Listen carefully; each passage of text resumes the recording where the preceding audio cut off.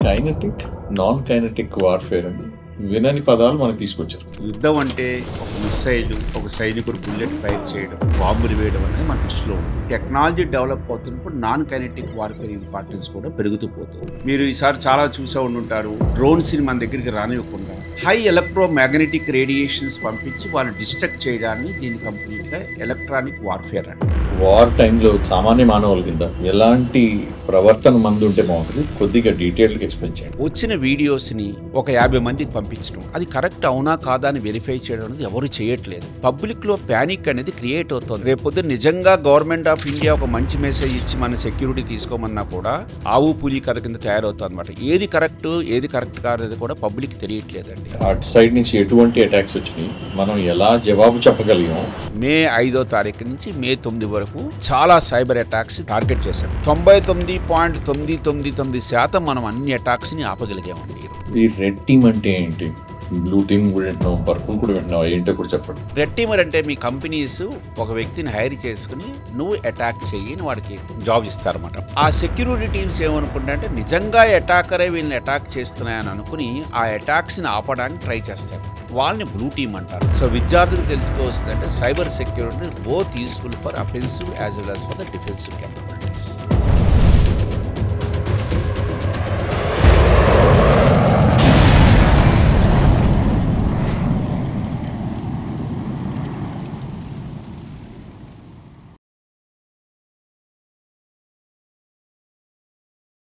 శాస్త్రి గారు నమస్కారం. మొత్తానికి మీ ఢిల్లీ ట్రిప్పుల మధ్య గట్టిగానే పట్టుకున్నాం మిమ్మల్ని.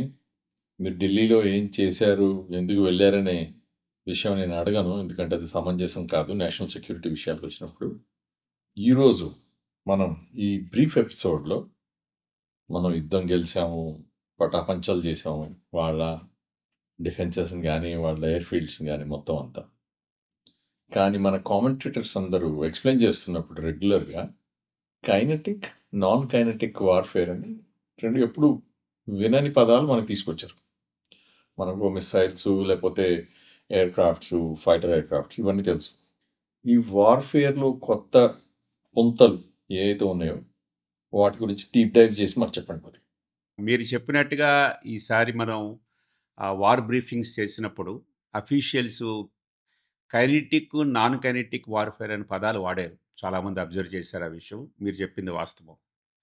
అంటే ఎంతసేపు ఏంటంటే మనకి యుద్ధం అంటే ఒక మిస్సైలు, ఒక సైనికుడు బుల్లెట్ ఫైర్ చేయడము, ఓ బాంబులు వేయడం అనేది మన దృష్టిలో ఉంటుందండి.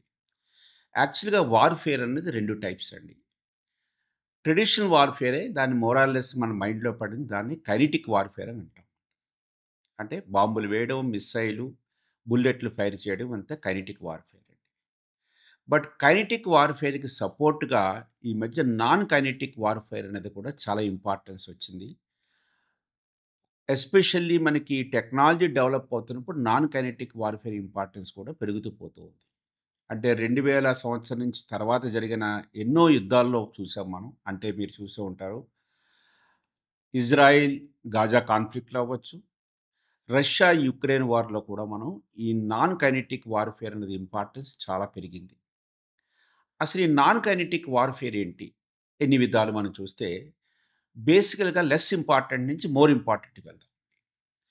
నాన్ కైనెటిక్ వార్ఫేర్‌లో మొట్టమొదటి మీరు అనుకునేది ఏంటంటే ఎకనమిక్ ఆర్ శాంక్షన్స్ వార్ఫేర్ అని. అంటే మనం ఎంతసేపు శత్రువుని బాంబులతోనే నాశనం చేయడం కాదు, దాన్ని ఫిజికల్ డిస్ట్రక్షన్ అంటాం. అంటే మానసికంగాను, ఆర్థికంగాను నాశనం చేయొచ్చా? సైకలాజికల్‌గా? ఆన్సర్ కూడా యెస్ మాట. అందుకే నాన్ కైనెటిక్ వార్ఫేర్ ఇంపార్టెన్స్ ఇక్కడ పెరుగుతూ వెళ్ళింది. ఎకనమిక్ వార్ఫేర్ అంటే ఆ కంట్రీలో ఎకనమిక్ రిసోర్స్‌ని మనం రెడ్యూస్ చేయాలి. ఫైనాన్షియల్‌గా వాళ్ళకి ఫారెన్ ఎక్స్‌చేంజ్ కానీ, బయట నుంచి వచ్చే అప్పును గాని మనం తగ్గించడం ద్వారా కంట్రీని ఎట్లా డీస్టెబిలైజ్ చేయొచ్చు. దాన్ని యాక్చువల్‌గా ఎకనమిక్ వార్ఫేర్ అంటారు. ఏదైనా యుద్ధం జరుగుతున్నప్పుడు ఆ కంట్రీకి ఫారెన్ ఎక్స్‌చేంజ్ రిజర్వ్స్ తక్కువ, బయట ఏదైనా ఇంటర్నేషనల్ ఏజెన్సీస్ ఐఎంఎఫ్ దగ్గర నుంచి వాళ్ళు అప్పు తీసుకుందాం అనుకున్నప్పుడు మనం ఇంటర్నేషనల్ ప్రెషర్ తీసుకొచ్చి ఆ అప్పు వాళ్ళకి దొరకకుండా చేయడం అన్నది దాన్ని ఎకనమిక్ వార్ఫేర్ అంటారు. రెండోది వెరైటీ డిప్లొమాటిక్ వార్ఫేర్. అంటే వేరియస్ ఇంటర్నేషనల్ ఏజెన్సీస్ ద్వారా డిఫరెంట్ కంట్రీస్ ద్వారా డిప్లొమాట్స్ ద్వారా ఆ కంట్రీ మీద మనం ప్రెషర్ తీసుకురావడం దాన్ని డిప్లొమాటిక్ వార్ఫేర్ అంటారండి. ఇంకా మూడో విషయానికొస్తే మీకు ఎస్పెషల్లీ ఎలక్ట్రానిక్ వార్ఫేర్. అది ఇంపార్టెన్స్ పెరుగుతుంది. అంటే మీరు ఈసారి చాలా చూసే ఉండుంటారు. ఆ డ్రోన్స్‌ని మన దగ్గరికి రానివ్వకుండా ఇట్లా అంటే ఎలక్ట్రానిక్ వార్ఫేర్‌లో ఎలక్ట్రానిక్ సిగ్నల్‌ని జామింగ్ చేయడం మూలాన హై ఎలక్ట్రోమాగ్నెటిక్ రేడియేషన్స్ పంపించి వాళ్ళని డిస్ట్రక్ట్ చేయడాన్ని దీన్ని కంప్లీట్‌గా ఎలక్ట్రానిక్ వార్ఫేర్ అంటాం. బట్ ఈ మూడిటికన్నా మోస్ట్ ఇంపార్టెంట్ ఈసారి మనం అబ్జర్వ్ చేస్తుంది ఏంటంటే, అంటే ఒరిజినల్‌గా, ట్రెడిషనల్‌గా మీకు వార్‌ఫేర్ నడుస్తున్నప్పుడు కైనెటిక్ ప్యారలెల్‌గా నడిచాయన్నమాట ఇవి. అది నేను చెప్పేది. ఈ యాక్టివిటీస్‌లో మోస్ట్ ఇంపార్టెంట్ మీరు అబ్జర్వ్ చేస్తుంది ఈసారి ఇన్ఫర్మేషన్ వార్‌ఫేర్ అండి. ఇంకా లాస్ట్‌ది సైబర్ వార్‌ఫేర్. దీని గురించి మనం బాగా మాట్లాడుకోవాల్సొస్తుంది. ఈ ఇన్ఫర్మేషన్ వార్‌ఫేర్ ఏంటంటే, సోషల్ మీడియా నెట్వర్క్స్ ద్వారా మీరు ఈరోజు వాట్సాప్ చూసుకోవచ్చు, ఫేస్‌బుక్ చూసుకోవచ్చు, యూట్యూబ్ చూసుకోవచ్చు. అంటే ఒక మిస్‌ఇన్ఫర్మేషన్‌ని పబ్లిక్‌లో స్ప్రెడ్ చేశాం. అది దాన్ని మానసికంగా అవతల వ్యక్తిని డీస్టెబిలైజ్ చేయడానికి మనం ట్రై చేస్తామన్నమాట అండి. అంటే మిస్‌ఇన్ఫర్మేషన్, రాంగ్ వీడియోస్ మీరు చూసారు ఈ మధ్య డీప్ ఫేక్ ఉపయోగించి ఎట్లా వీడియోస్‌ని మార్ఫ్ చేస్తున్నారు, ఫోటోస్‌ని ఎట్లా మార్ఫ్ చేస్తున్నారని. ఈ ఇన్ఫర్మేషన్ వార్‌ఫేర్‌లో రాంగ్ ఇన్ఫర్మేషన్‌ని, రాంగ్ ప్రొపగాండాని స్ప్రెడ్ చేయడం ద్వారా అంటే మానసికంగా మన శత్రువుని వీకెన్ చేయడం అనేది కూడా ఈసారి చాలా ఎక్కువైపోయింది. ఆ ఇన్ఫర్మేషన్ వార్‌ఫేర్ అనేది ఈసారి చాలా ఇంపార్టెన్స్ పెరిగింది. ఇంకా సైబర్ వార్‌ఫేర్ అంటే మనం చూసాం. ఇప్పుడు కమ్యూనికేషన్ సిస్టమ్సు, మన టెలిఫోన్‌కి నెట్వర్క్సు, అలాగే పవర్ గ్రిడ్సు, అలాగే మీరు బ్యాంకింగ్ సిస్టమ్, డిజిటల్ ఇన్‌ఫ్రాస్ట్రక్చర్ మనకు ఉన్న దాని మీద సైబర్ అటాక్ జరిపి, ఆ కమ్యూనికేషన్ వ్యవస్థను మనం నాశనం చేస్తే, అంటే పబ్లిక్ టు పబ్లిక్ కమ్యూనికేషన్ ఆగిపోవచ్చు, బ్యాంకింగ్ సిస్టమ్స్ పనిచేయకపోవచ్చు, పవర్ గ్రిడ్ మీద సైబర్ అటాక్ జరిగి పవర్ గ్రిడ్‌లో ఎలక్ట్రిసిటీ మనకు పోవచ్చు. అట్లాంటప్పుడు ట్రెడిషనల్ వార్‌ఫేర్ మీతో మనం చేసే యుద్ధానికి వెయిట్ కూడా పెరుగుతుందండి. అందుకే ఈసారి మోస్ట్‌లీ మనం 2 నాన్ కైనెటిక్ వార్‌ఫేర్ అబ్జర్వ్ చేసాం. ఒకటి ఇన్ఫర్మేషన్ వార్‌ఫేరు, రెండోది సైబర్ వార్‌ఫేరు చాలా యాక్టివ్‌గా ఈ యుద్ధంలో మనం అబ్జర్వ్ చేసామండి. దాన్నే మనం ఈసారి నాన్ కైనెటిక్ వార్‌ఫేర్‌ని రిపీటెడ్‌గా మనం వాడుతున్నాం. శాస్త్రి గారు మీరు చెప్పిన దాంట్లో ఇన్ఫర్మేషన్ వార్‌ఫేర్ గురించి మనం ఇంకొద్దిగా డీప్ డైవ్ చేద్దాం సార్. తప్పకుండా మురళి గారు. ఇన్ఫర్మేషన్ వార్‌ఫేర్‌లో గవర్నమెంట్ రోలే కాదు, మన రోల్ కూడా చాలా ఎక్కువగా ఉంది. అంటే as a responsible citizen of the country మనం ఏం చేయాలనేది కూడా చాలా ఉంది. నేను చెప్పినట్టుగా మీకు ఈ ఇన్ఫర్మేషన్ వార్‌ఫేర్‌లో ఈసారి మనం అబ్జర్వ్ చేస్తుందంటే మన ఎనిమీ కంట్రీస్ చాలామంది లేకపోతే వాళ్ళ సింపథైజర్స్ కూడా కొత్త కొత్త ఆడియోలు, వీడియోలు మార్ఫ్ చేసిన ఇమేజెస్ స్ప్రెడ్ చేయడం మొదలుపెట్టారు సోషల్ మీడియా మీద. మీరు చూసే ఉండుంటారు.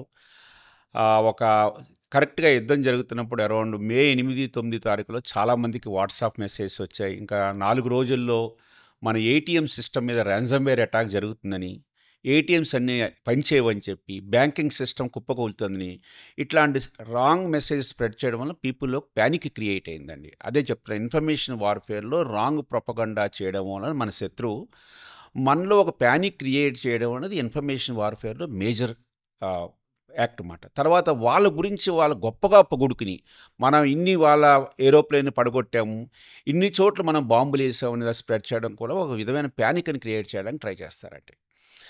దాన్ని మనం చాలా కష్టం ఆపడం. ఎందుకంటే, ఆ ఇంటర్నెట్ అనేది ఒక మోర్ డెమోక్రటిక్ మీడియం కింద అయిపోయింది. ఎవరైనా వెబ్‌సైట్‌లో చేస్తున్నారు. ఎవరైనా సోషల్ మీడియాలో పోస్ట్ చేయడం అంటూ జరుగుతుంది. అయితే మనకు అట్లాంటి మెసేజెస్ వచ్చినప్పుడు మన రోలు ఉందండి. గవర్నమెంట్ రోలు కూడా 100% ఉంది. ఈసారి మనం చాలామంది అబ్జర్వ్ చేసాము. వచ్చిన వీడియోస్‌ని ఒక 50 మందికి పంపించడం. అది కరెక్ట్ అవునా? కాదా? అని వెరిఫై చేయడం అనేది ఎవరు చేయట్లేదు. అంటే అది ఎంతవరకు కరెక్టు? ఆ వీడియో ఉన్నది యాక్చువల్ అవునా? కాదా? అని కాకుండా మనం 10 మందికిని ఫర్ ఎగ్జాంపుల్ మా అపార్ట్మెంట్‌లోనే ఒక 50 మంది కలిపి ఒక గ్రూప్ ఉన్నాం. వచ్చిన మెసేజ్‌ని ఓ 50 మందికి పంపించడం. అక్కడ తర్వాత చైన్ రియాక్షన్‌గా అక్కడి నుంచి మిగతా ఇంకో 50 మందికి. ఇట్లా స్ప్రెడ్ చేయడం మూలాన ఏమవుతుందంటే పబ్లిక్‌లో పానిక్ అనేది క్రియేట్ అవుతోంది. ఏది కరెక్టు? ఏది కరెక్ట్ కాదు? అంటే రేపొద్దున నిజంగా గవర్నమెంట్ ఆఫ్ ఇండియా ఒక మంచి మెసేజ్ ఇచ్చి మన సెక్యూరిటీ తీసుకోమన్నా కూడా, ఇదేదో మనం చిన్నప్పుడు చదివాం గదా! ఆవు, పులి కథ కింద తయారవుతుందనమాట. ఏది కరెక్టు, ఏది కరెక్ట్ కాదనేది కూడా పబ్లిక్‌కి తెలియట్లేదండి. సో, రెస్పాన్సిబుల్ సిటిజన్ కింద ప్రతి వాళ్ళు ఏం చేయాలంటే, వాళ్ళకి ఏదైనా మెసేజ్ వచ్చినప్పుడు, అది కరెక్ట్ అవునా? కాదా? అన్నది వెరిఫై చేసుకోవాలండి. First and foremost point. అది వెరిఫై చేసుకున్న తర్వాతే నలుగురికి పంపడం అన్నది చాలా ఇంపార్టెంట్. అది అది ఎంత ఇంపార్టెంట్ అంటే, మీకు గవర్నమెంట్ క్లియర్‌గా ఈసారి కొన్ని వెబ్‌సైట్స్ క్రియేట్ చేసింది. పీఐబీ వాళ్ళు right press and information bureau fact check అని వెబ్‌సైట్ ఓపెన్ చేసింది. మీకొచ్చిన మెసేజ్‌ని అక్కడికి వెళ్లి ఐడెంటిఫై చేసి వెరిఫై చేసుకోవచ్చు. ఇది కరెక్ట్ అవునా? కాదా? అన్నది. అట్లాగే సైబర్ క్రైమ్ పోలీస్ స్టేషన్స్‌కి వాళ్ళకి ఇన్ఫార్మ్ చేసుకొని, వాళ్ళ నుంచి కూడా మనం వెరిఫై చేసుకోవచ్చు ఇన్ఫర్మేషన్ కరెక్టా? కాదా? అని చెప్పి. అట్లాగే హోమ్ మినిస్ట్రీలో మీరు వినే ఉంటారు. Indian cyber crime coordination centre చాలా సార్లు చెప్పాం. వాళ్ళకి కాంటాక్ట్ చేయొచ్చు. cybercrime.gov.in టోల్ ఫ్రీ నంబర్స్ ఉన్నాయి. వాళ్ళకి ఫోన్ చేసుకొని ఏది కరెక్ట్ ఇన్ఫర్మేషను, ఏది కరెక్ట్ ఇన్ఫర్మేషన్ కాదు అనేది కూడా మనం వెరిఫై చేసుకోవాలి. ఇందులో ఇంకొక ప్రాబ్లమ్ కూడా ఈసారి స్టార్ట్ అయిందండి. మనం చాలా సార్లు చూసాము. మేము సైబర్ సెక్యూరిటీ అవేర్‌నెస్‌లో కూడా మనం ఇంతకుముందు కూడా మనం చేసాం. ఏదైనా కనుక మీకు ఆహ్, మెసేజ్ వస్తే తెలియని ప్లేస్ నుంచి దాంట్లో ఒక లింక్ ఉంటే క్లిక్ చేయొద్దు అని. అది మామూలు సైబర్ సెక్యూరిటీకి చేసాం. అయితే ఈసారి మేము అబ్జర్వ్ చేసామంటే కొన్ని పెహల్గాం వీడియోస్ అని అంటే మనకి అప్పుడు జరిగిన ఇన్సిడెంట్ గురించి ఒక వీడియోస్ రావడం మొదలుపెట్టాయి. అంటే పెహల్గాం వీడియో డాట్ ఎంపీ4 అని ఉంటుంది. అదొక్కటే వాట్సాప్‌లో మనకి వీడియో అనుకుని మనం ఎప్పుడైతే దాన్ని వీడియో అని ఎంపీ4 అనుకున్నామో అది అనుకుని మనం క్లిక్ చేస్తాం. యాక్చువల్‌గా దానికి ఎక్స్‌టెన్షన్ చివర్లో డాట్ ఈఎక్స్ఈ అని కూడా పెట్టి వాళ్ళు సర్క్యులేట్ చేశారండి. ఆ సర్క్యులేట్ చేసినప్పుడు ఏమైందంటే వీళ్ళు తెలియక దాన్ని ఏదో వీడియో అనుకుని క్లిక్ చేసినప్పుడు ఆ file executable file EXE file కాబట్టి వాళ్ళ డివైజెస్‌లో రన్ అయ్యి అది ఒక రిమోట్ యాక్సెస్ ట్రోజన్ కింద వర్క్ చేసి మీ మొబైల్‌లో స్టోర్ చేసిన పాస్వర్డ్స్‌ని, బ్యాంకింగ్ ట్రాన్సాక్షన్ డీటెయిల్స్‌ని అన్నీ హ్యాకర్స్ కమ్యూనిటీస్‌కి తీసివేయడం వెళ్ళిపోయాయన్నమాట. అందుకే మీకు వెరీ క్లియర్‌గా చెప్తున్నాం ఈసారి వార్‌లో ఎస్పెషల్లీ ఇన్ఫర్మేషన్ వార్‌ఫేర్‌లో కొత్త ట్రెండ్ కూడా మనం అబ్జర్వ్ చేసి, మన కంప్యూటర్ సిస్టమ్స్ కానీ, మన మొబైల్ ఫోన్స్ కానీ వైరసెస్‌తో కూడా వాళ్ళు ఇన్ఫెక్ట్ చేయడం అనేది మేము కొత్త ఫీచర్ అబ్జర్వ్ చేసామండి. శాస్త్రి గారు మీరు ఇన్ఫర్మేషన్ వార్‌ఫేర్ గురించి, సైబర్ వార్‌ఫేర్ గురించి చాలా డీటెయిల్‌గా చెప్పారు. వార్ టైమ్‌లో జరుగుతున్నప్పుడు ఈ 2 ప్యారలల్ యాక్టివిటీస్ జరుగుతున్నప్పుడు, మనం సామాన్య మానవుల కింద మన రెస్పాన్సిబిలిటీస్ ఏంటి? మనం ఏమి చేస్తే బావుంటది? ఎలాంటి ప్రవర్తన మనదుంటే బావుంటది? కొద్దిగా డీటెయిల్డ్‌గా ఎక్స్‌ప్లెయిన్ చేయండి. మీకు ఏదైనా వీడియో వస్తే వారికి సంబంధించింది. మీరు వీడియో నిజంగా అది వీడియోనా? చివర ఏం ఎక్స్‌టెన్షన్ ఉన్నది చాలా ఇంపార్టెంట్. చాలా బ్యాంక్స్ కూడా మీకు కస్టమర్స్ పంపించారు. నిన్న నాకొక నా బ్యాంక్ ఎక్కడైతే అకౌంట్ ఉందో అక్కడి నుంచి కూడా నాకు మెసేజ్ వచ్చింది. యాస్ ఎ రెస్పాన్సిబుల్ సిటిజన్ మీరు ఏది ఫార్వర్డ్ చేయొద్దు. ఫ్యాక్ట్ చెక్ చేయంది అసలు చేయొద్దు. ఏవైనా మీకు డౌట్ అనిపిస్తే government of India point of contacts contact చేయండి. ఆడియోస్, వీడియోస్ దాని ఎక్స్‌టెన్షన్ కరెక్ట్‌గా చేసి ఓపెన్ చేయండి. ఎప్పుడైనా వీడియో ఉన్నదాని కనుక చివరిలో డాట్ ఈఎక్స్ఈ ఉంటే దాన్ని ఎట్టి పరిస్థితుల్లో ఓపెన్ చేయొద్దని చాలా అవేర్‌నెస్ క్యాంపెయిన్స్ గవర్నమెంట్ రన్ చేసింది. Non governmental organisations, NGOs run చేశాయి. బ్యాంక్స్ కూడా వాళ్ళ కస్టమర్‌కి చాలా ఇన్ఫర్మేషన్ చేయడం జరిగిందండి.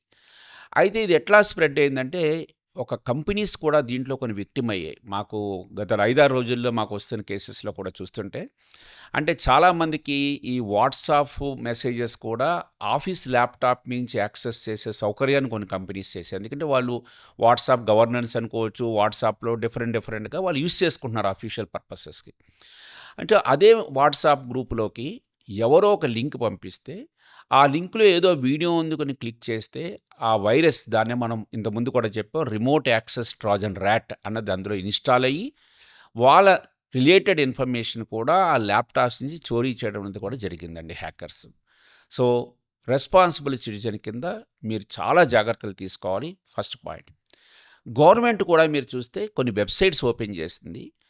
ఏ సిటిజన్‌కి ఏదైనా డౌట్ వస్తే అక్కడికెళ్ళి చెక్ చేసుకోమని ఫ్యాక్ట్ చెకింగ్ ఈరోజు ఫ్యాక్ట్ చెకింగ్ అనేది చాలా ఇంపార్టెంట్ అయిపోయింది సోషల్ మీడియాలో. ఆ ప్రికాషన్స్ కూడా వాళ్ళు ఏం చేయాలి? వాళ్ళకొచ్చిన దాన్ని మెసేజ్‌ని కానీ, ఏదైనా వీడియో కానీ, ఆడియో కానీ ఎంతవరకు కరెక్టా? కాదా? అనేది కూడా అవసరం పడిందండి. అట్లాగే వాళ్ళు కొన్ని టెలిఫోన్ నంబర్స్, కొన్ని వెబ్‌సైట్స్ కూడా ఇచ్చారు. అక్కడికి వాళ్ళు ఇన్ఫార్మ్ చేస్తే ఇంటర్నెట్ మీద అట్లాంటివి ఏవైనా మెసేజెస్ స్ప్రెడ్ అవుతున్నప్పుడు వాళ్ళు ఆర్టిఫిషియల్ ఇంటెలిజెన్స్ ద్వారా ఐడెంటిఫై చేసి, ఆ వెబ్‌సైట్స్‌ని డౌన్ చేయడం, ఆ ఇన్ఫర్మేషన్‌ని ఆ సోషల్ మీడియాకి రిక్వెస్ట్ పంపించి డిలీట్ చేయడం వరకు జరిగింది. బట్ చాలా వరకు డ్యామేజ్ జరిగిందనే ఈసారి నేను చెప్తాను. ఎందుకంటే రెక్లెస్‌గా చాలామంది ప్రోగ్రామ్స్‌ని వాళ్ళ వాట్సాప్ మీడియాలో వెరిఫై చేయకుండా ఫాలో అంటే వీళ్ళే విక్టిమ్ అవ్వడం కాదు. వీళ్ళ మూలంగా ఒక 50 మంది విక్టిమ్ అయ్యారు. ఆ 50 మంది 5,000 మంది విక్టిమ్ అయ్యారు. ఒక చైన్ రియాక్షన్ కింద ఇది ప్రొపగేట్ అయిపోయిందండి. ఇది సిటిజన్స్ తెలుసుకోవాల్సిందేంటంటే సోషల్ మీడియా అన్నది మంచిదే కాదనట్లేదు. కానీ వెరిఫై చేసుకోండి. వెరిఫై చేయకుండా ఇది ఫార్వర్డ్ చేయొద్దు. పబ్లిక్‌లో పానిక్ అనేది క్రియేట్ చేయకూడదండి. అది చాలా ఇంపార్టెంట్ ఈసారి. మన ప్రజలందరికీ అదేదో ఫార్వర్డ్ చేస్తే ఒక ఆనందం కలుగుతుంది. ఎందుకు కలుగుతుందో నాకు తెలీదు. ఒక్కసారి ఫార్వర్డ్ చేసే ముందు ఆ కంటెంట్‌ని వెరిఫై చేయటం ఏమి చెయ్యం. 99% నేను చూస్తారని కూడా అనుకోవట్లేదు. ఆళ్ళొచ్చింది ఫార్వర్డెడ్ యాస్ రిసీవ్డ్ అంటారు. అట్లా ఒక లైన్ రాయటం వల్ల మీరు చేసిన తప్పు కరెక్ట్ అయిపోద్దా? అవ్వదు కదా! ఒక ఎగ్జాంపుల్ చెప్తాను మీకు. ఒక నాయిస్ వచ్చింది. నాయిస్ ఒక అటాక్ అనుకోండి, ఏదైనా అనుకోండి. దాన్ని మనం ఫిల్టర్ చేయాలి, బ్లాక్ చేయాలి. ఫైర్‌వాల్ చేయాలి.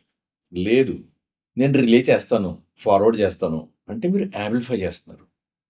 ఇప్పుడు ఫైర్‌వాల్ లాగా బ్లాక్ చేయటం నేర్చుకోండి. చెత్తొస్తే చెత్త మీ దగ్గర ఆగిపోయేట్టు చూడండి. అప్పుడు మీ ధర్మాన్ని మీరు నిర్వర్తించిన వాళ్ళవుతారు.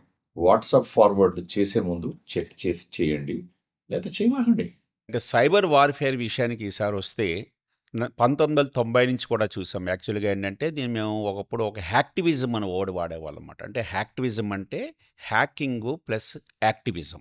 దీన్ని హ్యాక్టివిజం అంటారండి. అంటే పొలిటికల్లీ అండ్ రిలీజియస్‌లీ మోటివేటెడ్ అటాక్స్‌ని హ్యాక్టివిజం అంటారు. హ్యాకింగ్ అంటే మనకు తెలిసిందే కదా! Unauthorised access into somebody's computer సిస్టమ్‌ని మనం హ్యాకింగ్ అంటాం. ఈ యాక్టివిస్టుల దగ్గరికొస్తే వాళ్ళు సోషల్ యాక్టివిస్ట్ అవ్వచ్చు, రిలీజియస్ యాక్టివిస్ట్ అవ్వచ్చు, పొలిటికల్ యాక్టివిస్ట్ అవ్వచ్చు. డిఫరెంట్ పీపుల్ ఉంటుంటారు.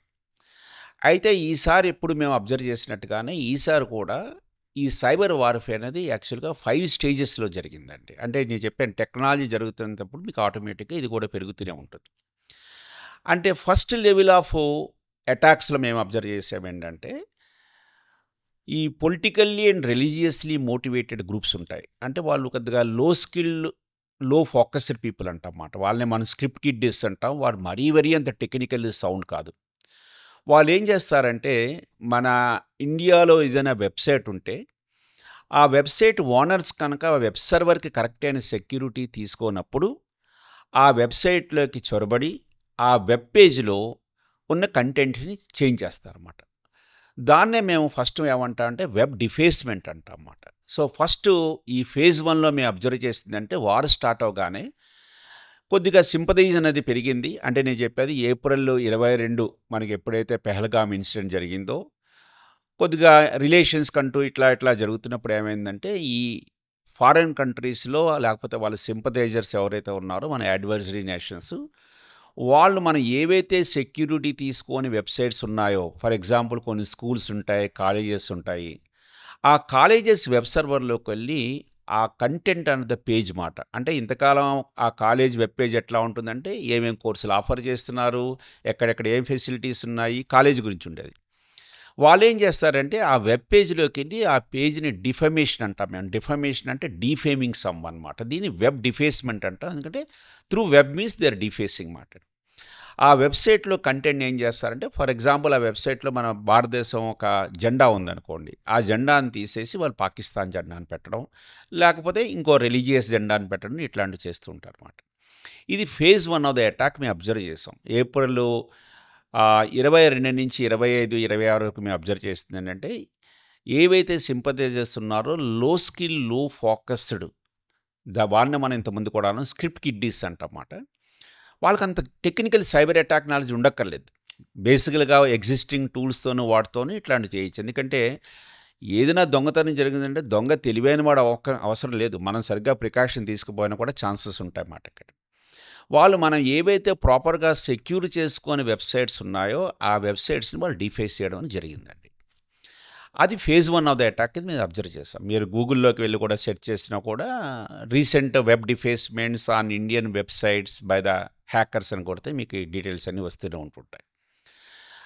ఆ తర్వాత 26, 27 నుంచి కొత్తగా ఇంకొక ట్రెండ్ ఏమి అబ్జర్వ్ చేసామంటే కొద్దిగా హై స్కిల్ బట్ అంత ఫోకస్ అంటూ వాళ్ళకి ఉందని నేను అబ్జర్వ్ చేసుకోను. వాళ్ళేం చేశారంటే ఏవైతే ఇండియాలో గవర్నమెంట్ వెబ్‌సైట్స్ పబ్లిక్ సర్వీసెస్‌కి ఆఫర్ చేస్తున్నాయో, ఫర్ ఎగ్జాంపుల్ మీరు చూస్తుంటారు ట్రైన్ టికెట్ కొనుక్కోవడానికి వెబ్‌సైట్స్ అవ్వచ్చు, కొన్ని ఇంటర్నెట్ బ్యాంకింగ్ చేసుకోవడానికి వెబ్‌సైట్స్ అవ్వచ్చు. వాటిల్లోకి ఏంటంటే చాలా ఎక్కువ ట్రాఫిక్‌ని పంపించి ఆ వెబ్‌సైట్స్‌ని డౌన్ చేయడం మొదలుపెట్టారన్నమాట. అంటే ఆ వెబ్‌సైట్‌కి రావాల్సిన రిక్వెస్ట్‌లు చాలా ఎక్కువొచ్చాయి. ఎప్పుడైతే రిక్వెస్ట్‌లు వచ్చాయో వెబ్‌సైట్‌కి అది రెస్పాన్స్ తీసుకోవడానికి టైం తీసుకొని సిస్టమ్స్ డౌన్ అవ్వడం అయిందండి. దాన్ని మేము యాక్చువల్‌గా డినైల్ ఆఫ్ సర్వీస్ అటాక్స్ అంటామన్నమాట. అంటే హ్యూజ్ ట్రాఫిక్ ఫ్లో వచ్చి వాటిని హిట్ చేయడం మూలాన సర్వర్స్ డౌన్ అయ్యాయని అనుకుందాం. అంటే వెబ్‌సైట్ సర్వర్ డౌన్ అయిందన్నమాట. దానివల్ల ఏమవుతుందంటే కస్టమర్ ఎవరైనా ఓకే నేను ఈ బిల్ పే చేద్దాం అనుకున్నాను. ఎప్పుడైతే ట్రాఫిక్ హిట్ చేయడం వల్ల డౌన్ అయిందో వాడికి ఆ వెబ్‌సైట్ యాక్సెస్ ఉండదు. పబ్లిక్ సర్వీసెస్ అన్నీ ఇంపాక్ట్ అవుతాయన్నమాట.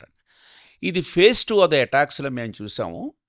ఈ ఫేజ్ 2 ఆఫ్ ద అటాక్స్‌లో especially denial of service attacks, distributed denial of service attacks అని ఈ ఫీచర్స్ మనం అబ్జర్వ్ చేసి కొద్దిగా టెక్నికల్లీ సౌండ్ హ్యాకర్స్ అయితే చేశారు ఈ మాట.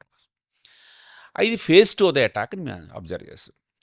అయితే తర్వాత ఏమైందంటే ఒక అరౌండ్ మే 1 నుంచి మే 5 తారీఖు వరకు కొద్దిగా high skill, high focused attackers మన సిస్టమ్స్‌ని టార్గెట్ చేయడం మొదలుపెట్టారు. ఎట్లా చేస్తారంటే, ఏదో ఫిషింగ్ మెయిల్స్ పంపిస్తారు. అదే నేను చెప్పాను కదా! ఆ మెయిల్‌లో ఒక లింక్ ఉండొచ్చు, ఒక అటాచ్‌మెంట్ ఉండొచ్చు.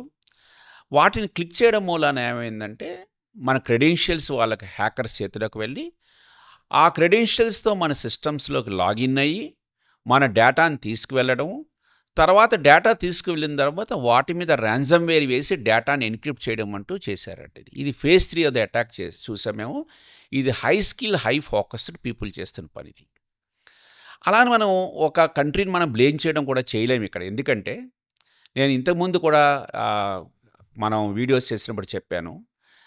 అడ్వాంటేజ్ అనుకోండి, డిసడ్వాంటేజ్ అనుకోండి, ఇంటర్నెట్ మనకి ఎనానిమిటీ అండి. బిగ్గెస్ట్ ప్రాబ్లమ్ ఏంటంటే, ఎవరు చేస్తున్నారని మనం చెప్పడం చాలా కష్టం ఈ రోజుల్లో. మనం ఐపీ అడ్రస్‌ని బట్టి ఒకప్పుడు చెప్పేవాళ్ళం. ఇప్పుడు చెప్పలేం. అట్లాగే మనకి ఆహ్, వాళ్ళు ఏం టూల్ కిట్ వాడుతున్నారు మన కంప్యూటర్ సిస్టమ్‌లోకి పెనిట్రేట్ అవ్వడానికి, వాళ్ళ అల్టిమేట్ ఆబ్జెక్టివ్ ఏంటి? మేమే వాడిని మా భాషలో టీటీపీస్ అంటామన్నమాట. ఏం టాక్టిక్స్ వాడుతున్నారు? ఏం టెక్నిక్స్ వాడుతున్నారు? ఏం ప్రొసీజర్స్ వాడుతున్నారు? దాన్ని బట్టి మనం ఐడెంటిఫై చేసేవాళ్ళం. కానీ ఈరోజు ఆ ఐడెంటిఫికేషన్ చాలా కష్టం ఎందుకయిందంటే, ఈ టూల్ కిట్స్ అనేవి డార్క్ వెబ్‌లో ఒక హ్యాకింగ్ గ్రూప్ నుంచి ఒక హ్యాకింగ్ గ్రూప్‌కి ఎక్స్‌చేంజ్ అవుతున్నాయి. అది వాళ్ళు అమ్ముతారు, వీళ్ళు కొంటారు. వైరసెస్‌లు అనుకోండి, డీడాస్ అటాక్ చేయడానికి యూజ్ చేసే యుటిలిటీస్ అనుకోండి, వాళ్ళు వర్చువల్ కరెన్సీస్‌తో బిట్‌కాయిన్ ద్వారా పేమెంట్ జరుగుతోంది. మీరు చాలా డార్క్ వెబ్‌లో మీరు ఎంతసేపు ఏమనుకుంటా అంటే ఎవరో డ్రగ్స్ అమ్ముతున్నారు వర్చువల్ కరెన్సీస్‌లో అది కాదండి. సైబర్ ఆర్మ్స్ కూడా అమ్ముతున్నారు. ఇప్పుడు మన ఆర్మ్స్ కాకుండా సైబర్ ఆర్మ్స్ కూడా అమ్ముతున్నారన్నమాట. అది నేను చెప్పేది. ఈ వైరసెస్‌ని కొనుక్కుంటారు. ఆ వైరస్ ద్వారా వాళ్ళు పెనిట్రేట్ అయ్యి డ్రాప్ చేస్తారు. అయితే కొన్ని హ్యాకింగ్ గ్రూప్స్ ఏం చేస్తాయంటే, నేను వైరస్ నీకు అమ్ముతాను. ఆ వచ్చిన ప్రాఫిట్‌లో ఇంత పర్సెంటేజ్ నాకియ్యి అని కూడా వాళ్ళు రూల్ పెట్టుకుంటారు. అందుకని చెప్పాను క్రైమ్ అనేది ఒక సర్వీస్ కింద అయిపోయింది. క్రైమ్ అనేది ఒక పార్ట్నర్‌షిప్ మోడల్ కింద కూడా అయిపోయిందండి ఇప్పుడు. దాన్నే మేము ర్యాన్సమ్‌వేర్ యాస్ ఎ సర్వీస్ అంటాం. Ransomware as a partnership model అంటాం. మనం ఇంతకుముందు ర్యాన్సమ్‌వేర్ గురించి చిన్న ముక్క చెప్పుకున్నాం. కానీ ఇంకొక పాయింట్ కూడా నేను అబ్జర్వ్ చేశా ఈ మధ్య డార్క్ వెబ్‌లో. ర్యాన్సమ్‌వేర్ గ్రూప్స్‌లో పార్ట్నర్‌షిప్ మోడల్ ఉంటాయన్నమాట. అంటే డిఫరెంట్ గ్రూప్స్ ఉంటాయి. క్లాప్ ర్యాన్సమ్‌వేర్ అని చెప్పి, లాక్ బిట్ అని ఇట్లా గ్రూప్స్ ఉంటాయన్నమాట. డార్క్ వెబ్‌లో మీకు కొన్ని ఎక్స్‌చేంజెస్ ఉంటాయి. ఆ ఎక్స్‌చేంజెస్‌లో వాళ్ళు నా ర్యాన్సమ్‌వేర్ యూజ్ చేసి ఎన్ని వందల కంపెనీస్ నేను ఎన్క్రిప్ట్ చేశానని వాడు పెడతాడు. దాన్ని బట్టి వాళ్ళు రేటింగ్ ఇస్తారన్నమాట. గోల్డు, ప్లాటినము, సిల్వర్ అని 5 స్టార్స్, 4 స్టార్స్ అట్లా ఇస్తారన్నమాట. దాన్ని బట్టి ప్రీమియం ఉంటుంది. వాళ్ళు పీపుల్ దాన్ని ఇన్వెస్ట్‌మెంట్ కూడా చేస్తారు. ఇప్పుడు అదే ఇంటర్నెట్ అందులో మీకు crime has become a service and partnership model అని నేను చెప్పిన మాట ఇదే. మనం let us come back to our original theme ఈ సైబర్ వార్‌ఫేర్‌లో. ఈ ఫేజ్ 3 ఆఫ్ ద అటాక్‌లో హ్యాకర్స్ ఏం చేశారంటే స్పియర్ ఫిషింగ్ మెయిల్స్ అంటే ఇక్కడ ఫిషింగ్ అని వర్డ్ వాడాను. ఇప్పుడు స్పియర్ ఫిషింగ్ తేడా చెప్దాం. నేను ఒక ఎక్స్ కంపెనీలో పనిచేస్తున్నాను. నాకొక ఫిషింగ్ మెయిల్ వచ్చింది. మురళీ గారు మీరు వై కంపెనీలో పనిచేస్తున్నారు. మీకొక ఫిషింగ్ మెయిల్ వచ్చిందనుకోండి. దాన్నే నార్మల్ ఫిషింగ్ అంటాం మనం. అయితే ఒకే కంపెనీలో ఒక 250 మందికి, 100 మందికి స్పెషల్‌గా ఒక ఫిషింగ్ మెయిల్ వచ్చిందనుకోండి. దాన్నే మేము స్పియర్ ఫిషింగ్ అటాక్ అంటామట. అంటే టార్గెటెడ్ అటాక్. టార్గెట్ అంటే స్పెసిఫిక్‌గా అల్టిమేట్‌గా హ్యాకర్స్ ఆ ఆర్గనైజేషన్‌ని టార్గెట్ చేసి, వాళ్ళకే ఫిషింగ్ మెయిల్ పంపించి, వాళ్ళ ఎంప్లాయీస్‌లో ఏ ఒక్కరు క్లిక్ చేసినా, ఇద్దరు క్లిక్ చేసినా వాళ్ళ క్రెడెన్షియల్స్ క్యాప్చర్ చేసుకొని, దాని ద్వారా వాళ్ళ సిస్టమ్స్‌లో లాగిన్ అయ్యి, డేటా ఎక్స్‌ఫిల్ట్రేషన్ చేసి రాన్సమ్‌వేర్ వేయడం అనేది మేము అబ్జర్వ్ చేసాం ఫేజ్ 3లో అన్నమాట. చాలా కంపెనీస్ దీనికి విక్టిమ్ అయ్యాయి ఫేజ్ 3లో. దాని తర్వాత మే 5వ తారీఖు నుంచి మేము కొత్తది ఏం అబ్జర్వ్ చేసామంటే ఫేజ్ 4 ఆఫ్ ద అటాక్స్ అని చూసామండి. ఇక్కడ కూడా హై స్కిల్, హై ఫోకస్డే. బట్ ఇక్కడ ఎవరంటే ఇంతకు ముందులాగా ఫేజ్ 3 లాగా ఆర్గనైజ్డ్ క్రిమినల్స్ కాదు, స్టేట్ యాక్టర్స్ ఇన్వాల్వ్ అవ్వడం మొదలుపెట్టారు. అంటే మీరు కొన్ని చూసే ఉంటారు, చాలా కంట్రీస్ సైబర్ ఆర్మీస్‌ని డెవలప్ చేసుకున్నాయి. అంటే డిఫెన్సివ్ అవ్వచ్చు, అఫెన్సివ్ అవ్వచ్చు, దానికి సైబర్ ఆర్మీస్ చేసుకున్నాయి కొన్ని రోగ్ నేషన్స్. అయితే ఈ నేషన్స్ వాళ్ళు ఏం చేశారంటే స్పెసిఫిక్‌గా ఒక టూల్ కిట్స్ వాళ్ళు డెవలప్ చేసుకుంటారు. అంటే గవర్నమెంట్ కూడా వాళ్ళు ఇన్వెస్ట్‌మెంట్ చేస్తుందన్నమాట. అంటే వీళ్ళు మనకు ఒక ఆర్మీ, ట్రెడిషనల్ ఆర్మీ ఎట్లాగో సైబర్ ఆర్మీస్ కూడా వాళ్ళకి ఇంపార్టెంట్. వాళ్ళు స్పెషల్‌గా ఏం చేశారంటే ఈ ఫేజ్‌లో మన దేశానికి ఏది క్రిటికల్ ఇన్‌ఫ్రాస్ట్రక్చరో, ఏది మన కంట్రీ సర్వైవల్‌కి ఇంపార్టెంటో వాటి మీద టార్గెట్ చేయడం మేము అబ్జర్వ్ చేసామండి.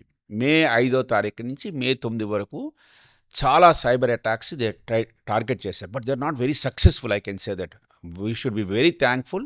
Indian government is very, very well prepared. That's where I said that today we got a very good rich source of cyber security personnels. We got very good regulators. ఏం precautions తీసుకోవాలి, time to time మనకి government of India advisories issue చేస్తూ పోయింది, computer emergency response team. ఆ advisories అన్ని చక్కగా చాలా companies try చేసి ఇంప్లిమెంట్ చేశాయి.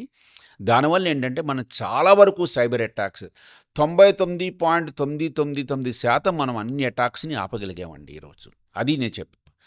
ఇంకా ఫేజ్ 5 ఆఫ్ ది అటాక్ అన్నది ఇది కొద్దిగా వర్రీసమ్ అటాక్.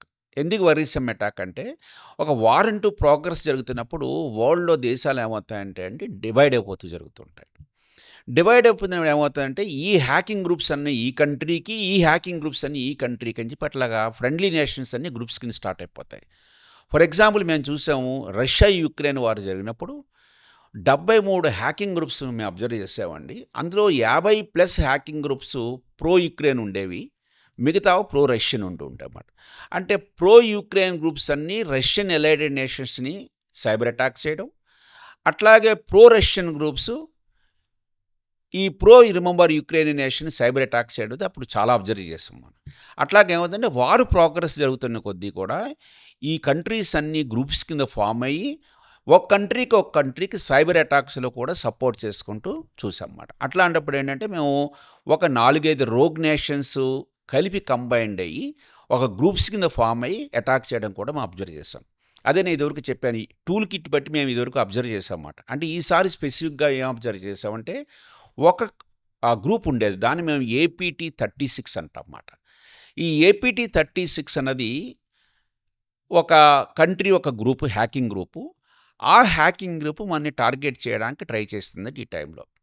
అయితే స్లోగా వార్ ప్రోగ్రెస్ అవుతున్నప్పుడు ఏమవుతుందంటే ఏపీటీ 36 గ్రూప్ అనేది ఒక ఏపీటీ 10 గ్రూప్ అని ఇంకొక శత్రు దేశం అనుకోండి, ఆ గ్రూప్ అంటే ఆ కంట్రీకి ఫేవర్గా ఉన్న దేశం, వాళ్ళు కలిపి ఒక గ్రూప్ కింద ఫామ్ అవ్వడం మొదలుపెట్టారు. ఆ ఏపీటీ తర్వాత 28 group, APT 10 group, APT 36 group, ఇలా డిఫరెంట్ గ్రూప్స్ మాట. ఈ వర్డ్ ఏపీటీ అంటే అడ్వాన్స్డ్ పెర్సిస్టెంట్ థ్రెట్ అంటామండి మేము.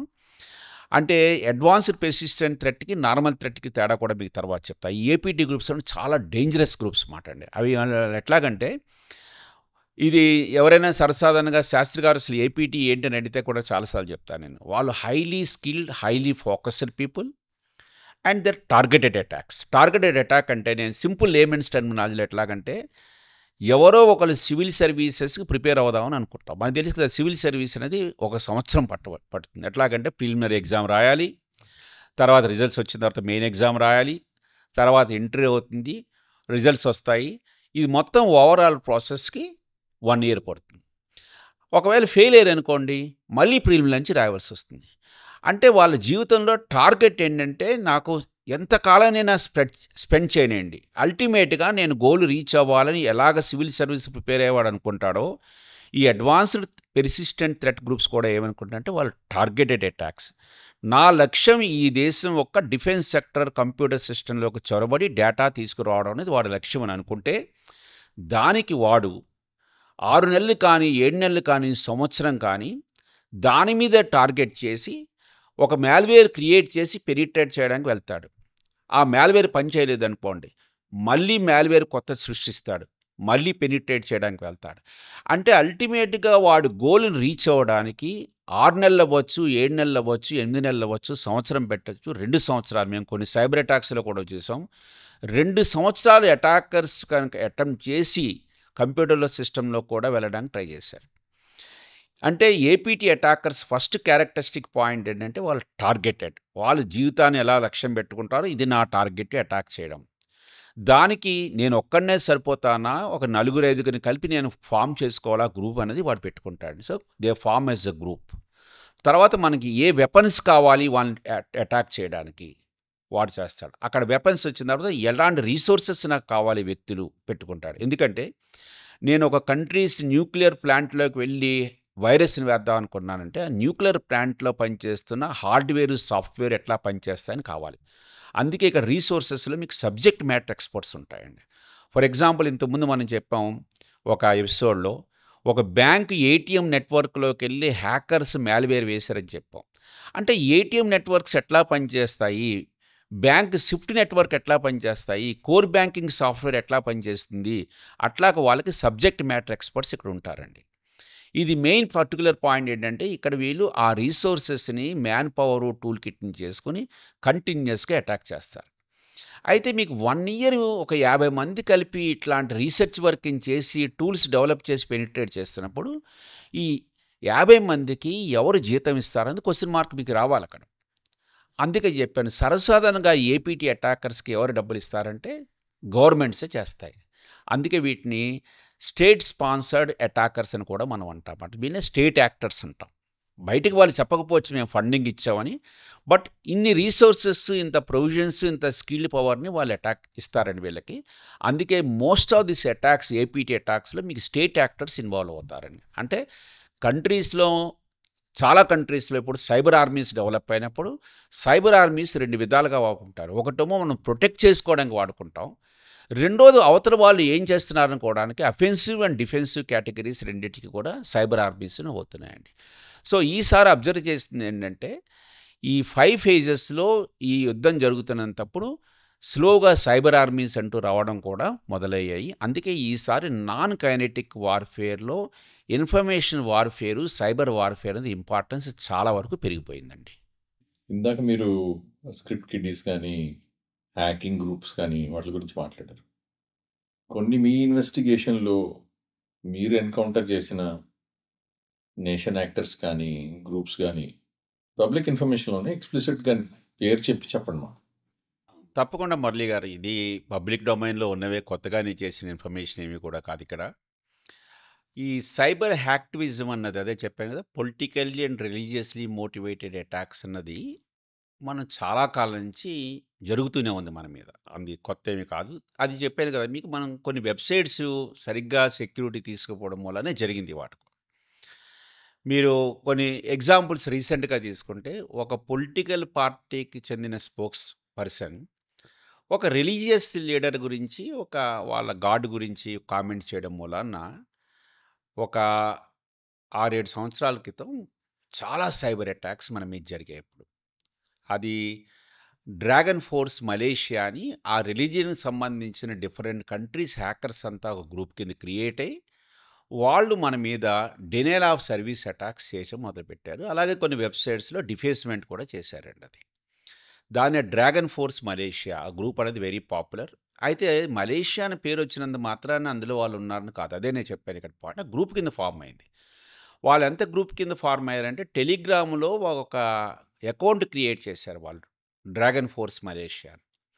అందులో వాళ్ళు ఎంకరేజ్ చేసేవారన్నమాట. ఎంకరేజ్ ఎట్లా చేసేవారంటే, నాకు ఈరోజు మీరు ఈ వెబ్‌సైట్‌ని ఇండియాలో ఉన్న వాటిని డిఫేస్ చేయండి. డీడాస్ అటాక్ చేసి వాటి సర్వర్స్‌ని డౌన్ చేయండి. చేసిన తర్వాత ఆ ప్రూఫ్ వచ్చిన తర్వాత ఆ ప్రూఫ్‌ని ఇక్కడ పేస్ట్ చేయండి అని వాళ్ళు అక్కడ ట్విట్టర్‌లోను డిఫరెంట్ డిఫరెంట్ వాళ్ళ గ్రూప్స్ ఉండేవి, యాక్చువల్‌గా టెలిగ్రామ్ గ్రూప్స్‌లో పెట్టేవారు. అంటే ఎవరైతే ఎక్కువ పెట్టారో దాన్ని బట్టి వాళ్ళు రేటింగ్ ఇవ్వడం కూడా మొదలుపెట్టారన్నమాట. అంటే వాళ్ళు ఎట్లాగంటే, వాళ్ళు వాళ్ళలోనే బ్రిగేడియర్, కొలనీల్ అని ఇట్లా కొన్ని కొన్ని స్టార్‌లు క్రియేట్ చేసుకున్నారన్నమాట. అంటే 2 star army, 3 star army, 4 star army అని అట్లా ఆర్మీస్ కింద వాళ్ళు క్రియేట్ చేసుకున్నారన్నమాట. అట్లాగే G20 సమ్మిట్ జరిగినప్పుడు ప్రపంచంలోని ముఖ్య నేతలంతా ఇండియా వచ్చినప్పుడు ఇండియన్ గవర్నమెంట్ కూడా ఇండియాలో ఎంత డిజిటైజేషన్ మనం చేయగలిగాము. మీరు చూస్తుంటారు ఎన్ని వందల వేల కోట్ల నంబర్ యూపీఐ ట్రాన్సాక్షన్స్ మరి జరుగుతున్నాయి. ఎన్ని కొత్త అకౌంట్ మనం banking internet banking account open చేసాం. ప్రపంచం మొత్తానికి భారతదేశం మన డిజిటైజేషన్‌ని చూపిద్దామని అనుకుంది.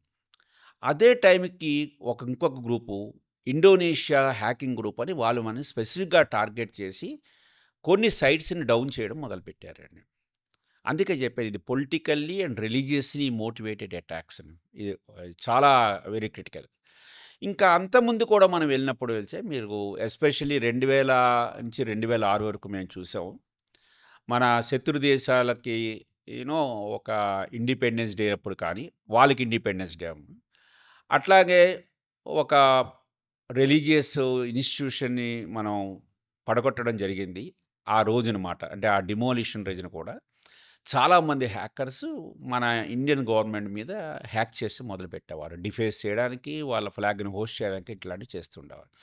అంటే ఇండియా అన్నది it has become a very big victim of this religiously motivated attacks of cyber activism for quite a long time. హిస్టరీలో మీరు చూసుకుంటే లాస్ట్ 20 సంవత్సరాల్లో మనం చాలా సెక్యూరిటీని మనం ఇంప్లిమెంట్ చేసుకోవడం మూలాన ఈ నంబర్ డ్రాస్టికల్లీ చాలా తగ్గిపోయిందండి ఇప్పుడు.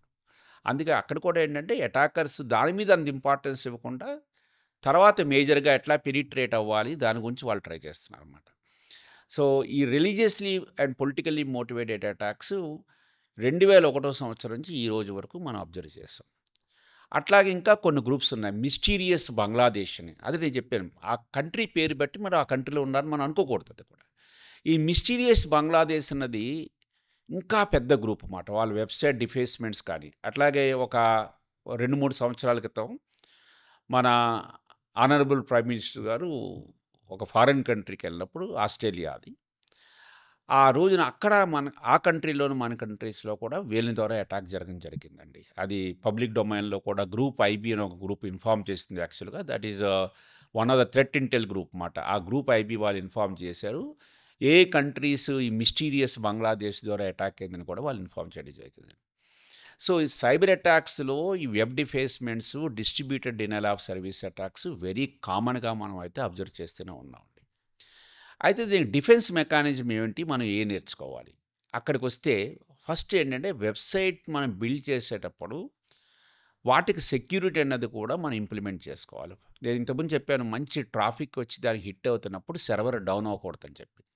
అంటే అక్కడే వాళ్ళు ఏం చేస్తారంటే లోడ్ బ్యాలెన్సర్స్ అంటే ఎంత లోడ్ ఇది తీసుకోగలదు. Distributed denial of service attack అని మనం ఆపగలగాలంటే కొన్ని టెక్నిక్స్ ఉంటాయన్నమాట. సర్వీస్ ప్రొవైడర్స్ ప్రొవైడ్ చేస్తూ ఉంటారు. అంటే సింక్ హోలింగ్ అని, బ్లాక్ హోలింగ్ అని, ఐపీని మనం ఫర్ ఎగ్జాంపుల్ నా వెబ్‌సైట్ అనేది ఇండియాలో ఉన్న కస్టమర్స్ ఆఫర్ చేస్తున్నాం అనుకోండి.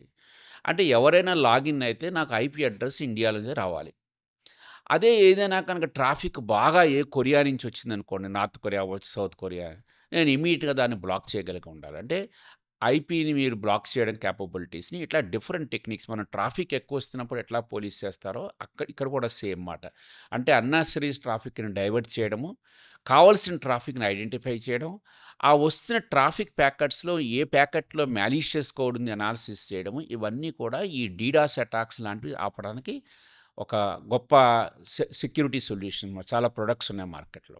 అయితే విద్యార్థులకి ఏ ఫీల్డ్‌లో ఇక్కడ డిమాండ్ ఉన్నది. హ్యాకర్స్ ఎప్పుడూ కూడా మీ లోపలికి రావడానికి నేను చెప్పాను. మీరు ఇంటర్నెట్ ఫేసింగ్ ఉన్న సర్వర్స్‌లో ఉన్న వల్నరబిలిటీస్‌ని ఎక్స్‌ప్లాయిట్ చేసి లోపలికి రావడానికి ట్రై చేస్తారు. So, vulnerability assessment and penetration testing వీఏ and PT compulsory అండి. ఎవరు వెబ్‌సైట్ చేసినా అది ఇంటర్నెట్ ఫేసింగ్ సర్వర్ అనవ్వచ్చు, ఇంటర్నల్‌గా ఉన్న సర్వర్ అవ్వచ్చు, ఎక్స్టర్నల్ ఫేస్ చేసిన అప్లికేషన్ అవ్వచ్చు, ఇంటర్నల్‌గా ఉన్న అప్లికేషన్ అవ్వచ్చు. వాటన్నిటికి కూడా కంపల్సరీగా కూడా ఇండియాలో మ్యాండేటెడ్ రెగ్యులేటర్ ప్రతివాడు చెప్తారు. దానికి రెగ్యులర్‌గా వల్నరబిలిటీ అసెస్మెంట్ చేసి ఏమేం వల్నరబిలిటీస్ ఉన్నాయి, ఆ వల్నరబిలిటీస్‌ని కంపల్సరీగా ఆర్గనైజేషన్స్ క్లోజ్ చేయాలి. ప్రియారిటీ బేసిస్‌లో. ఎందుకంటే ఆ వల్నరబిలిటీస్‌ని ఎక్స్‌ప్లాయిట్ చేసుకుంటూ హ్యాకర్‌కి లాక్కూడదనమాట. అందుకని ఒక పొటెన్షియల్ ఏరియా విద్యార్థులందరికీ కూడా మార్కెట్‌లో మంచి డిమాండ్ ఉన్న ఏరియా ఏంటంటే vulnerability assessment and penetration testing VAPT testers అన్నది చాలా ఎక్కువ మంది డిమాండ్ ఉంది ఈరోజు మార్కెట్‌లో. Correct skill set. బట్ అక్కడ కూడా నేను ఒకటి చెప్తా. ఉన్నారా మన ఇండియాలో వీఏపీటీ చేసేవారంటే చాలామంది బయటకొస్తారు. కానీ ఏంటంటే అది టూల్ బేస్డ్ టెస్టింగ్ అండి. టూల్ బేస్డ్ టెస్టింగ్ కాదు. మాన్యుయల్‌గా టెస్టింగ్ చేయగలగాలి. ఆ మాన్యుయల్‌గా వాళ్ళు వల్నరబిలిటీస్‌ని ఐడెంటిఫై చేయగలగాలి. అది ఎట్లా వల్నరబిలిటీస్‌ని క్లోజ్ చేయాలనేది కూడా కంపెనీకి చెప్పగలగాలి. అక్కడ మనకేంటంటే చాలా స్కిల్ సెట్ అవసరం. ఆ స్కిల్స్ నేర్చుకున్నప్పుడు మటుకు మార్కెట్‌లో చాలా డిమాండ్ ఉంది. అయితే ఇక్కడ ఇంకొక పాయింట్ కూడా చెప్తాను. అంటే ఒరిజినల్‌గా హ్యాకర్స్ కంపెనీ వెబ్‌సైట్‌లోకి ఎట్లా చొరబాటవుతున్నారన్నది రియల్‌గా ఒరిజినల్ అటాకర్ చేసే లోపులోనే కంపెనీస్ ఒక సైమ్యులేటెడ్ కేస్ కింద చేస్తారన్నమాట. అంటే ఒక ఎక్సర్‌సైజ్ కింద మాట. మనకు ఎట్లా ఉంటుందంటే నిజంగా ఆహ్, ఫైర్ అలారం మోగకుండానే సైబర్ డ్రిల్ మనం చేస్తాం చూసారా? మీరు ఫైర్ డ్రిల్ అని వినే ఉండుంటారు. అంటే ఒకవేళ ఫైర్ వచ్చినప్పుడు మీరు ఎట్లా ఎవాక్యుయేషన్ ప్లాన్ ఉండాలి. అట్లాగే కంపెనీస్ అన్నీ కూడా ఏం చేస్తున్నాయంటే రెడ్ టీమింగ్ అని చేస్తాయండి. రెడ్ టీమింగ్ అంటే ఒక హ్యాకర్ లాగే వాడి దగ్గర పర్మిషన్ తీసుకొని మనం లోపలికి వెళ్ళగలమా లేదా అనేది కంపెనీస్ అన్ని టెస్ట్ చేసుకుంటున్నాయి ఈరోజు. లోపలికి ఎంతవరకు వెళ్ళగలుగుతాడు? ఎన్ని సవర్‌లోకి వెళ్ళగలుగుతాడు? ఎంత డేటాను వాడు బయటికి తీసుకెళ్తాడు? అంటే రియల్‌గా నిజం హ్యాకర్ వచ్చే లోపులోనే ప్రతి కంపెనీ కూడా రెడ్ టీమింగ్ ఎక్సర్‌సైజెస్ చేస్తున్నాయండి. మీరు రెడ్ టీమింగ్‌లో మీకు స్కిల్ సెట్ కావాలంటే కంపల్సరీగా మీకు లోపలికి రావాలంటే వల్నరబిలిటీని ఐడెంటిఫై చేయాలి. అందుకని వీఏపీటీ బాగా నేర్చుకున్న వాళ్ళు రెడ్ టీమింగ్‌లోకి కంపల్సరీగా జాబ్ మార్కెట్ చాలా ఓపెనింగ్స్ ఉన్నాయండి. సో, వీఏపీటీ, రెడ్ టీమింగ్ అన్నది చాలా ఇంపార్టెంటు. చాలా మార్కెట్‌లో డిమాండు, హైలీ పెయిడ్ జాబ్స్ ఈ రోజుల్లో. ఈ రెడ్ టీమ్ అంటే ఏంటి? మళ్ళా ఈ మధ్య మనం బ్లూ టీమ్ కూడా వింటున్నాం. పర్పుల్ కూడా వింటున్నాం. ఏంటో కూడా చెప్పండి. తప్పకుండా మురళి గారు. ఇక్కడ యాక్చువల్‌గా డిఫరెంట్ టీమ్స్ ఉంటాయి. కానీ ఏంటంటే మనకి సెక్యూరిటీ పర్స్పెక్టివ్‌లో 3 టీమ్స్ ఇంపార్టెంట్ అండి. ఒకటి రెడ్ టీము, తర్వాత బ్లూ టీము, ఇంకొకటి మధ్యలో రెండిటి మధ్య పర్పుల్ టీమ్ అంటారన్నమాట యాక్చువల్‌గా. దీని ఇన్ఫోసిక్ వీల్ అని మీరు ఎక్కడైనా గూగుల్‌లో కొట్టినప్పుడు ఒక వీల్ వస్తుందన్నమాట. అంటే ఇట్లాగే గ్రీన్ టీమ్ అని అట్లా డిఫరెంట్ ఉంటాయి. యెల్లో టీమ్ అని ఇట్లా ఉంటాయి. మనం వాటి గురించి వెళ్ళొద్దు. బట్ మేజర్‌గా సెక్యూరిటీ పర్స్పెక్టివ్‌లో red team, blue team, purple team అనేది ఇంపార్టెంట్ అండి. అంటే అవేంటో చూద్దాం మీకు. నేను రెడ్ టీమర్ అంటే మీకు చెప్పాను కదా! కంపెనీస్ ఒక వ్యక్తిని హైర్ చేసుకొని నువ్వు అటాక్ చెయ్యి అని వాడికి జాబ్ ఇస్తారన్నమాట. ఓకే. నువ్వు 15 డేస్ నా కంపెనీ మీద అటాక్ చెయ్యి అని. అయితే అదే కంపెనీలో ఆల్రెడీ సెక్యూరిటీ టీమ్స్ ఉంటాయి కదా! ఆ సెక్యూరిటీ టీమ్ వాళ్ళకి తెలీదు మాట. ఇట్లా ఒక రెడ్ టీమ్‌ని హైర్ చేసి మన మీద అటాక్ చేపిస్తున్నారు అని. ఆ సెక్యూరిటీ టీమ్స్ ఏమనుకుంటాయంటే నిజంగా అటాకరే వీళ్ళని అటాక్ చేస్తున్నాయని అనుకుని ఆ అటాక్స్‌ని ఆపడానికి ట్రై చేస్తాయన్నమాట. వాళ్ళని బ్లూ టీమ్ అంటారన్నమాట. అంటే కంపెనీ ఏం చేస్తుందంటే వాళ్ళ సెక్యూరిటీ ఇంప్లిమెంట్ చేసింది సఫిషియంట్ అవునా కాదా అని రెడ్ టీమ్‌తో గనుక టెస్ట్ చేపిస్తూ ఉన్న సెక్యూరిటీ టీమ్స్‌ని ఆ అటాక్స్‌ని డిటెక్ట్ చేయగలుగుతున్నాయా లేదా? వాళ్ళ సామర్థ్యం ఎంత? మనం వాడుతున్న టెక్నాలజీ కానీ, టూల్స్ కానీ, అటాకర్ వేస్తున్న అటాక్స్‌ని ఆపగలిగే ఉందా? లేదా? అని టెస్ట్ చేయడాన్ని వాడిని బ్లూ టీమర్ అంటారండి. అంటే attacker is going to be what? From the outside and defender is nothing but a blue team who is trying to protect it. ఇది ఎట్లాగుంటుందంటే, నా అపార్ట్మెంట్‌లో సీసీటీవీ కెమెరాలు పెట్టాను. ఆ సీసీటీవీ కెమెరాస్ ఫుటేజ్ అంతా మా సెక్యూరిటీ గార్డ్ రూమ్‌లోకొస్తోంది. ఒక టీవీ ఉంది. కెమెరా 1, కెమెరా 2 అని అన్నీ ఉన్నాయి. ఆ సెక్యూరిటీ గార్డ్ కరెక్ట్‌గా వాటిని చూస్తూ ఎవరైనా కనుక మా అపార్ట్మెంట్‌లోకి చొరబాటు జరిగితే ఆపుతున్నాడా లేదా అని టెస్ట్ చేయడానికి నేను నా అపార్ట్మెంట్ ప్రెసిడెంట్ అనుకోండి. నేనేం చేశానంటే ఒక రూ. 1000 ఒక వ్యక్తికిచ్చి ఎవ్వరికీ తెలియకుండా అతన్ని మా అపార్ట్మెంట్‌లో జంప్ చేయమన్నాననమాట. అంటే ఎవరికీ తెలీదు. మా సెక్యూరిటీ గార్డ్‌కి కానీ ఎవరికీ తెలీదు. ఆ వ్యక్తి కనుక జంప్ చేసినప్పుడు మా సెక్యూరిటీ గార్డ్ కనుక దాన్ని డిటెక్ట్ చేయగలిగి ఆపగలిగాడు. అంటే దాని అర్థం ఏంటంటే 2 థింగ్స్. ఆ పర్సన్ ఎవరైతే ఉన్నారో అతన్ని పర్ఫెక్ట్‌గా వర్క్ చేస్తున్నాడు. అంటే టెక్నికల్‌గా అతనికి స్కిల్ సెట్ ఉంది. రెండో పాయింట్ అంటే పాపం ఆ వ్యక్తి కరెక్ట్‌గా టీవీ చూస్తున్నా కూడా అతను డిటెక్ట్ చేయలేకపోతున్నాడంటే ప్రాబ్లమ్ ఏమవుతుందంటే ఒకసారి సీసీటీవీ ఫుటేజ్ రాకపోవచ్చు. అంటే మనం వాడుతున్న టెక్నాలజీ సొల్యూషన్ రియల్లీ పర్ఫెక్ట్‌గా పనిచేస్తుందా లేదా అన్నది కూడా మనకు ఎట్లాగా ఉపయోగపడిందో ఇక్కడ కూడా ఏం చేస్తారంటే కంపెనీలో ఒక గ్రూపు ఒక హ్యాకర్‌ని పర్మిషన్ తీసుకొని మా కంపెనీలోకి అటాక్ చేయడానికి ట్రై చెయ్యి. లోపలికి పెనిట్రేట్ చెయ్యి. ఈ సర్వర్‌లోకి వెళ్లి డేటా తీసుకెళ్ళడానికి ట్రై చేయని అతనికి జాబ్ అసైన్ చేస్తారన్నమాట. అదే టైంకి మన సెక్యూరిటీ పర్సన్ దాన్ని డిటెక్ట్ చేసి ఆపగలుగుతున్నాడా లేదా అన్నది ఇక్కడ పాయింట్ అండి. అందుకే అటాకర్‌ని మేము రెడ్ టీమర్ అంటాము. ఎవరైతే ఇంటర్నల్‌గా ఆపగలుగుతున్నారో, వాళ్ళని డిఫెండ్ చేయగలుగుతున్నారో వాళ్ళని బ్లూ టీమ్ అంటామాట. అయితే ఇక్కడ పాయింట్ ఏంటంటే, మీరు బ్లూ టీమర్ అవ్వాలంటే మీకు ఏ నాలెడ్జ్ ఉండాలి? నేను ఆల్రెడీ చెప్పా. మీకు vulnerability assessment and penetration testing కంప్లీట్‌గా నాలెడ్జ్ ఉంటే అక్కడి నుంచి మీరు రెడ్ టీమర్‌కెళ్తారు. తర్వాత మీరు డిఫెండ్ చేసుకోవాలనుకుంటే అటాకర్ మైండ్ సెట్‌ని మీరు అర్థం చేసుకోగలగాలి. అందుకే ఎవరైనా డిఫెండ్ చేసుకోవాలంటే అటాకర్ ఎట్లా ఉంటుంది మైండ్, వాడు ఏ టూల్ కిట్ వాడగలుగుతారు, ఆ టూల్ కిట్‌ని ఆపడానికి మన దగ్గర ఏ అస్త్రాలున్నాయి. అందుకని ఏంటంటే బ్లూ టీమర్‌కి కంప్లీట్‌గా రెడ్ టీమర్స్ ఏ టూల్ కిట్స్ వాడతారు, వాళ్ళ మైండ్ సెట్ ఏంటి, ఈ టూల్ కిట్ తర్వాత నెక్స్ట్ టూల్ కిట్ ఏం వాడతారనేది వాళ్ళు అర్థం చేసుకోవాలండి. అందుకే రెడ్ టీమర్ తర్వాత next step is going to be the blue teamer. So, ఇది మీరు కెరియర్ ప్రోగ్రెషన్ చూసుకుంటే, ఇండియాలో ఇంకా అంత గొప్పగా బ్లూ టీమ్ అనేది మెచ్యూరిటీ అవ్వలేదండి. బట్ ఇన్ ద నెక్స్ట్ 3, 4 ఇయర్స్‌లో కూడా రెడ్ టీమర్స్ నుంచి బ్లూ టీమర్స్ ఇంపార్టెంట్ చాలా పెరిగిపోతుంది. No doubt about it. ఇప్పుడు రెగ్యులేటర్స్ కూడా స్ట్రెస్ చేస్తున్నారు. ఆర్గనైజేషన్స్‌లో బ్లూ టీమ్ కేపబిలిటీస్ మీరు బాగా ఇంప్రూవ్ చేసుకోండి అని చెప్తున్నారు. అయితే ఇంకొక నేమ్ చెప్పాను మీకు ఇక్కడ పర్పుల్ టీమ్ అనని. ఈ పర్పుల్ టీమ్ ఏంటంటే వీళ్ళు రెండిటి మధ్య వచ్చేదాన్ని పర్పుల్ టీమ్ అంటారన్నమాట. ఈ red, blue combinations is purple combination. మీరు కలర్ వీల్‌లో తీసుకున్నా కూడా మీకు తెలిసిపోతుంది. వీళ్ళేం చేస్తారు? ఒక ఎగ్జాంపుల్ ఉదాహరణ తీసుకుందామండి. ఒక అటాకరు ఒక ఆర్గనైజేషన్స్ నెట్వర్క్‌లోకి పెనిట్రేట్ అవ్వడానికి ఒక పర్టిక్యులర్ పోర్ట్ ఉందని ఐడెంటిఫై చేశాడు. ఒక 3389 పోర్ట్ అని దాన్ని remote desktop protocol RDP port అంటాం. ఆ ఆర్‌డీపీ పోర్ట్ ద్వారా లోపలికి రావడానికి ట్రై చేస్తాడు. అయితే ఈ బ్లూ టీమర్ ఏం చేస్తాడంటే వాడిని ఆపడానికి ట్రై చేస్తాడు. అయితే బ్లూ టీమర్ ఐడెంటిఫై చేసి, అటాకరు నా ఆర్గనైజేషన్‌లోకి ఈ 3389 పోర్ట్ ద్వారా వస్తున్నాడు అని ఐడెంటిఫై చేసి, ఇమ్మీడియేట్‌గా ఏం చేస్తాడంటే ఐటీ డిపార్ట్మెంట్‌కి మెసేజ్ చేస్తాడు. 3389 పోర్ట్ అన్న పోర్ట్ ద్వారా అటాకర్ రావడానికి ట్రై చేస్తున్నాడు కాబట్టి, ఆ పోర్ట్‌ని కంప్లీట్‌లీ క్లోజ్ చేయండి అని చెప్పి ఐటీ డిపార్ట్మెంట్‌కి చెప్తాడండి. వాళ్ళు ఐటీ డిపార్ట్మెంట్ వాళ్ళు ఒక పాలిసీ డెసిషన్ తీసుకొని, ఏ పోర్ట్స్ మనం క్లోజ్ చేయాలి ఇమ్మీడియేట్‌గా. ఎందుకంటే డైరెక్ట్‌గా వాళ్ళు చెప్పినంత మాత్రం ఒక్కోసారి క్లోజ్ చేయకపోవచ్చు. రీజన్ ఏంటంటే బిజినెస్ అనేది కూడా దెబ్బతినొచ్చండి. అందుకని చెప్పి డెసిషన్ తీసుకొని ఆ గ్రూప్‌ని స్పెసిఫిక్‌గా పాలిసీ తీసుకొని ఐటీ డిపార్ట్మెంట్ వాళ్ళు ఏమేమి క్లోజ్ చేయాలి వీడి రిక్వెస్ట్ ప్రకారం అని ఆ టీమ్‌ని పర్పుల్ టీమ్ అంటారండి. సో, పర్పుల్ టీమ్‌కి మీకు నాలెడ్జ్ ఉండాలంటే ఐటీ టీమ్ నాలెడ్జ్ ఉండాలి. సెక్యూరిటీ టీమ్ నాలెడ్జ్ ఉండాలి. Entire organizations governance, business requirements తెలిసిన వాళ్ళే కంప్లీట్‌గా పర్పుల్ టీమ్ కేపబిలిటీస్ డెవలప్ చేసుకుంటారు సార్. ఇది కెరియర్ ప్రోగ్రెషన్. వీఏపీటీ నుంచి, రెడ్ టీమ్ నుంచి, బ్లూ టీమ్ నుంచి ఓవరాల్‌గా ఆర్గనైజేషన్స్ నాలెడ్జ్ బేస్డ్ బిల్డ్ చేసుకుంటే పర్పుల్ టీమ్ కేపబిలిటీస్ వస్తాయండి. ఇది కెరియర్‌గా మీకు చాలా ఇంపార్టెంట్. సైబర్ సెక్యూరిటీ అనేది నెట్‌షెల్ ఒకటి చెప్పాలంటే చాలా కాలం ఆర్గనైజేషన్స్ ప్రొటెక్ట్ చేసుకోవడానికే వాడుకునేవండి. అదే దాన్ని మన డిఫెన్సివ్ కేపబిలిటీస్ ఉన్నాయి. అయితే ఇప్పుడు సైబర్ సెక్యూరిటీ ఎట్లాగైందంటే అఫెన్సివ్, డిఫెన్సివ్ కేపబిలిటీస్ రెండిటికి ఈక్వల్ ఇంపార్టెన్స్ పెరుగుతోంది. సో, విద్యార్థులు తెలుసుకోవాల్సింది ఏంటంటే సైబర్ సెక్యూరిటీ అంటే ఎంతసేపు ఎవరో అటాక్ చేస్తే మనమేనా ఆపడం వరకు పాయింట్ ఆఫ్ కాదు. మనకి ఆపోజిట్‌గా డిఫెండే కాదు అఫెన్సివ్‌గా కూడా వెళ్ళడానికి ఎట్లా ఉందంటే డిఫరెంట్ ఆర్గనైజేషన్స్ కూడా వాడుతూ ఉంటాయి. అది సైబర్ ఆర్మీస్ అనుకోవచ్చు. కొన్ని పర్పస్‌కి వాళ్ళు వాడతారు. మనం చెప్పలేం అది. ఏ పర్పస్‌కి ఎట్లా వాడతారు.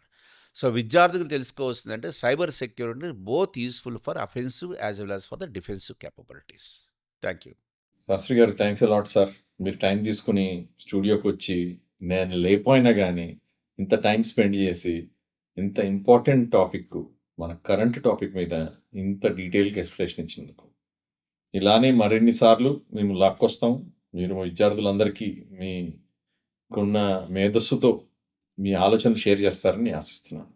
థాంక్స్ అండి.